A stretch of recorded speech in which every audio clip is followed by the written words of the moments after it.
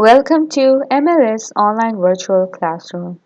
Today, in Unit 2, a visit to the doctors, we will be covering the section of grammar, in which we will learn about connectors for reason. So, open up page number 33 and let's get started.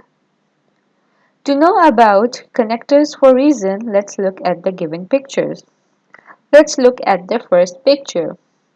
Aksa went to the doctor because she had an earache. Let's look at the second picture. Naima pretended to be ill because she wanted to stay at home. Let's look at the third picture. Naima's mother did not believe she was ill because she had lied the day before. Now let's look at the last picture. Aksa couldn't go to school because she was ill. Now read the text once more by yourself and then look at the highlighted words in the sentences. Because is a connector for reason. It helps to explain the reason for something. Now let's do an activity.